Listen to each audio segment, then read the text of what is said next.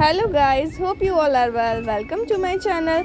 मैं आज आपके लिए बिज़नेस स्टडीज़ के क्लास 12 के चैप्टर फर्स्ट के एमसीक्यूज़ लेकर आई हूँ। इनको हम बहुत अच्छे से समझेंगे, हर एमसीक्यू को अच्छे से समझेंगे एक एक करके, जिससे कि हमें हमारे चैप्टर के कॉन्सेप्ट्स भी क्लियर होंगे और एक बार हमारा रिवीजन भी हो जाएगा। मैं आपको पहले क्वेश्चन बोलूँगी, देन आप उसका आंसर खुद बताएंगे पहले मुझे कमेंट सेक्शन में वीडियो पॉज करके। उसके बाद मेरा आंसर देखेंगे और चेक करेंगे कि कितने आंसर्स आपके सही होते हैं। अगर आप लोगों ने ये चैप्टर अभी तक कंप्लीट नहीं करा है तो पहले जाके इस पूरे चैप्टर के सारे पार्ट्स देख लीजिए। उसकी लिंक मैंने डिस्क्रिप्शन में दे दी है। उसके बाद एमसीक्यू सॉल्व करिएगा। ओके, चलिए गाइस, फिर हम एमसीक्यूज करना स्टार्ट करते हैं। हमारा पहला एमसीक्यू है, management contains series of inter related function that includes. Management में कुछ इंटर रिलेटेड फंक्शंस होते हैं। हमने पढ़े थे फंक्शंस ऑफ मैनेजमेंट में ना, क्या क्या थे वो पढ़िए, एक बार याद करिए पहले। Planning, organising, staffing, directing and controlling. अब इन्होंने हमसे क्या पूछा है कि उसमें कौन कौन से आते हैं। तो प्लानिंग हाँ आता है उसमें, ऑर्गेनाइजिंग भी आता है, डायरेक्टिंग भी आता है, ऑल ऑफ द अबव। तो हमारा क्या ऑप्शन हो जाएगा, ऑल ऑफ द अबव, मतलब ए भी, बी भी, सी भी। तो हमारा आंसर है ऑल ऑफ द अबव। मेरा सॉल्यूशन बताने से पहले आप लोग खुद जल्दी से कमेंट सेक्शन में जाके आंसर टाइप करिए, ठीक है।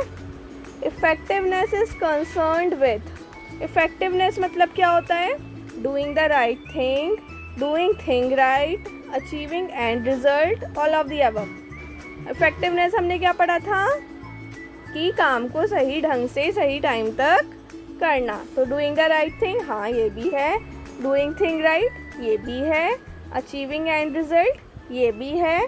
तो हमारा आंसर क्या हो गया, ऑल ऑफ द अबव, है ना। इसमें भी हमारा answer all of the above ही हो गया। सेकंड आया, थर्ड आया, successful organization do not achieve goals by chance but by following a process known as. जो एक ऑर्गेनाइजेशन सक्सेस करती है, मतलब कोई जो ऑर्गेनाइजेशन है जो अपना वर्क कर रही है, वो सक्सेसफुल कब होती है, जब वो गोल्स को अचीव कर लेती है by chance. By chance he goals achieve हो जाते हैं क्या? नहीं, बाय चांस कभी भी गोल अचीव नहीं होते हैं। गोल्स अचीव करने के लिए हम एक प्रोसेस का यूज़ करते हैं, उसे क्या कहते हैं, मैनेजमेंट। तो इसका आंसर क्या हो गया हमारा, मैनेजमेंट हो गया। कितना इजी है ना। नेक्स्ट आया, who is known as the father of modern management theory. ये क्वेश्चन बहुत इंपॉर्टेंट है। मॉडर्न मैनेजमेंट थ्योरी का फादर कौन है, मतलब किसने बनाई है ये मॉडर्न मैनेजमेंट थ्योरी। ये बनाई है हेनरी फेयोल ने। किसने बनाई है, हेनरी फेयोल ने। चलिए आगे चलते हैं हम। अब आया फिफ्थ वाला, ये थोड़ा ध्यान से पढ़ेंगे। Hans limited target production was 25,000 units in a year. Hans limited एक ऑर्गेनाइजेशन है जिसका जो टारगेट प्रोडक्शन है वो 25,000 यूनिट्स है एक साल में, ठीक है। अब जो उसका production manager was able to achieve this target, production manager ने इस टारगेट को अचीव कर लिया, but at a higher production cost. पर जो उस पर कॉस्ट लगी ना वो उसकी ज़्यादा लग गई। In this case manager is dash but not dash. इसमें क्या हुआ, उन्होंने काम पूरा कर लिया, सही टाइम से कर लिया, पर क्या नहीं हुआ, उनको कम पैसों में नहीं कर पाए, मतलब कॉस्ट ज़्यादा पे करनी पड़ी। तो इसमें हम क्या कहेंगे, मैनेजर क्या नहीं है और क्या है, manager is effective but not efficient. क्योंकि इफ़ेक्टिव का मतलब होता है वर्क को अच्छे से सही टाइम पर पूरा करना, और इफ़िशियंट का मतलब होता है कि हमने काम पूरा भी कर लिया और कॉस्ट भी हमने मिनिमम रखी। तो ये क्या हो गया हमारा, इफ़ेक्टिव तो है पर इफ़िशियंट नहीं है मैनेजर हमारा। तो इसका आंसर हो गया ए, ठीक है ना। नेक्स्ट आया, which type of power management is. Management किस तरीके की पावर है, विजिबल। क्या हम मैनेजमेंट को देख सकते हैं? मैं ये नहीं बात कर रही, अभी मैनेजर्स की बात नहीं कर रही, मैनेजमेंट प्रोसेस की बात कर रही हूँ यहाँ पे, ठीक है। इससे बिल्कुल कंफ्यूजन मत होना कि हम मैनेजर्स को तो देख सकते हैं। मैनेजमेंट एक प्रोसेस है, तो हम उस प्रोसेस को देख सकते हैं? नहीं। हमने इसके फीचर्स में भी पढ़ा था कि मैनेजमेंट इंटेंजिबल होती है, पढ़ा था ना। तो ये विजिबल है? नहीं है। इनविजिबल? हाँ, ये इनविजिबल है ना। मैनेजमेंट इज इनविजिबल, तो इसका आंसर हो गया इनविजिबल। नेक्स्ट आया, which of the following is not a designation related to lower level management. इनमें से कौन सी ऐसी पोस्ट है जो कि लोअर लेवल मैनेजमेंट में नहीं आती है? प्लांट सुपरिटेंडेंट आती है, सुपरवाइज़र आती है, सेक्शन ऑफिसर, ये भी लोअर लेवल मैनेजमेंट की पोस्ट है। Marketing manager, marketing manager middle level management की है ना। तो मार्केटिंग मैनेजर हमारी कौन सी हो गई जो लोअर लेवल मैनेजमेंट में नहीं आती है? तो हमारा आंसर हो गया डी। ये नॉट को ना बहुत अच्छे से पढ़िएगा जब भी कभी एमसीक्यू सॉल्व करें। इसमें बहुत लोगों को कन्फ्यूज़न होती है, ऐसे ही पढ़ लेते हैं, नॉट नहीं देखा और गलत टिक लगा देते हैं। ऐसा आप लोगों के साथ बिल्कुल नहीं होना चाहिए। This level of management serve as a link between top level manager and first line manager. पहले तो मुझे ये बताइए फर्स्ट लाइन मैनेजर क्या होता है, किस किस को पता है? फर्स्ट लाइन मैनेजर हम लोअर लेवल मैनेजमेंट को कहते हैं, ठीक है ना। जब हम वो मैनेजमेंट का ट्रायंगल बनाते हैं ना जिसमें top level, middle level, lower level होता है ना, इस टाइप से होता है। ऊपर टॉप आता है, नीचे मिडिल आता है, बीच में मिडिल आता है और सबसे नीचे लोअर आता है। तो फर्स्ट लाइन यहाँ से कौन सी बैठी? ये वाली बैठी ना, ये वाली बैठी ना। तो ये क्या है हमारी फर्स्ट लाइन मैनेजमेंट भी कहते हैं इसे, ठीक है ना।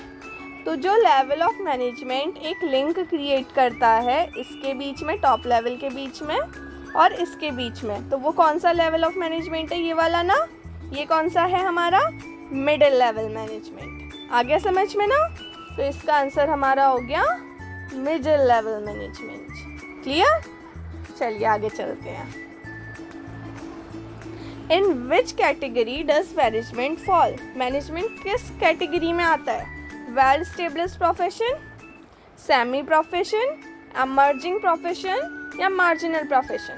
ये हमने पढ़ा था कि मैनेजमेंट अभी तक हमने उसके जो प्रोफेशन के फीचर्स पढ़े थे वो अभी तक मैनेजमेंट में प्रेजेंट नहीं है, इसलिए वो अभी एमर्जिंग प्रोफेशन है। मतलब हो सकता है फ्यूचर में वो प्रोफेशन बन जाए बट अभी तक प्रोफेशन नहीं बना है। ओके, तो इसका आंसर हो गया हमारा C. Next 10th, management is essential for the organisation which are. Management कौन सी ऑर्गेनाइजेशन के लिए ज़रूरी होता है? नॉन प्रॉफिट ऑर्गेनाइजेशन के लिए, सर्विस ऑर्गेनाइजेशन के लिए, सोशल ऑर्गेनाइजेशन के लिए या ऑल ऑफ द अबव? अब मुझे बताइए, मैनेजमेंट अगर खाली प्रॉफिट वालियों के लिए ज़रूरी होगा? अगर कोई ऑर्गेनाइजेशन सोशल वर्क कर रही है तो उसे अपने काम को मैनेज करने की ज़रूरत नहीं है, तो वो अपने गोल्स को अचीव कर पाएगी? नहीं ना। मैनेजमेंट का मेन एम ही गोल अचीव करना होता है और हर ऑर्गेनाइजेशन का कोई ना कोई एम तो होता है ना, चाहे प्रॉफिट मैक्सिमाइजेशन हो, चाहे सर्विस मोटिव हो, चाहे सोशल वेलफेयर हो, है ना, होता तो है। तो इसलिए ये तीनों ऑर्गेनाइजेशन में ज़रूरी है। मतलब हमारा आंसर हो गया all of the above. Next आया अब हमारा, the function of management relates to placing the right person at the right job. जो मैनेजमेंट का फंक्शन होता है वो ये होता है कि राइट पर्सन को राइट जॉब देना। ये एक फंक्शन होता है मैनेजमेंट का। कौन सा फंक्शन होता है? मुझे वो वर्ड बताइए, कौन सा फंक्शन में आप कहते हैं ऐसा कि इसमें हम राइट पर्सन को राइट जॉब देते हैं? ये होती है स्टाफिंग। स्टाफिंग में हम ऐसा करते हैं, है ना। तो इसका आंसर हो गया बी, स्टाफिंग। नेक्स्ट आया, organisation is a function of management involve deciding. Organisation एक मैनेजमेंट का फंक्शन है जिसमें हम डिसाइड करते हैं। क्या डिसाइड करते हैं? What activities and resources are required. क्या एक्टिविटीज़ और रिसोर्सेज की ज़रूरत होगी? Who will do a particular task. कौन सा काम कौन करेगा? Where will it be done. वो काम कहाँ पे होगा? All of the above. Organising में हम रिसोर्सेज भी देखते हैं, हमारे पास कौन कौन से हैं, कौन कौन से उनकी ज़रूरत है, किस किस चीज़ की कमी है, हमारे पास लोग कितने हैं काम करने के लिए, काम कैसे होना है, उनको किसको कौन सा काम करना है, कहाँ पे होना है, ये सब हमने पढ़ा था ना ऑर्गेनाइजिंग में। तो इसका मतलब इसका आंसर है ऑल ऑफ द अबव। इसमें सब कुछ डिसाइड करा जाता है, ये ए वाला ऑप्शन भी, बी वाला भी और सी वाला भी, ठीक है ना। तो हमारा आंसर हो गया ऑल ऑफ द अबव। चलिए अब आगे चलते हैं। अब हमारा आया, setting objective is a function of. Objective set करना किसका फंक्शन है, आप बताइए। मेन एम कौन डिसाइड करता है, टॉप लेवल मैनेजमेंट। तभी तो नीचे के लोग उस हिसाब से काम करेंगे जब टॉप लेवल मैनेजमेंट कुछ डिसाइड करके देगा। तो इसका आंसर है हमारा C, top level management. Management ensures, management क्या देखता है, providing employment opportunities, maintaining profit, ensuring maximum utilisation of resources, control on cost. Main aim management का हमने पढ़ा था होता है कि जो उसके पास रिसोर्सेज हैं उसको वो मैक्सिमम तरीके से यूज़ कर सके, चाहे वो रिसोर्सेज आपके कैश में हो, मशीनरी में हो, चाहे ह्यूमन कैपिटल क्यों ना हो, उन सब रिसोर्सेज को अच्छे से यूज़ करना जिससे कि वो मैक्सिमम कुछ गेन कर सके, है ना। तो ये हमारा सी ऑप्शन इसका आंसर हो गया। अब हमारा आया which force binds all other function of management. हमने एक फोर्स पढ़ा था जो बाकी सारे फंक्शंस को मैनेजमेंट के बाइंड करके रखता है, जिसको चलिए एक क्लू और देती हूँ, इसका आंसर आप ही बताएंगे। अब मुझे एक क्लू देती हूँ कि ये इसको हम एसेंस ऑफ मैनेजमेंट भी कहते हैं। अब तक तो पता लग गया होगा, अब जल्दी जल्दी से कमेंट में टाइप करो फिर ही बताऊँगी मैं। इसका आंसर है कोऑर्डिनेशन। किसको कहते हैं, एसेंस ऑफ मैनेजमेंट हम कोऑर्डिनेशन को कहते हैं, और यही वो फोर्स है जो बाकी सारे फंक्शंस को मैनेजमेंट के बाइंड करता है। तो इसका आंसर हो गया ए, कोऑर्डिनेशन। नेक्स्ट आया management main consideration are. Management mainly किस चीज़ पर ध्यान देता है, टाइम एंड कॉस्ट पर, टाइम पे, कॉस्ट पे, या किसी पे भी नहीं।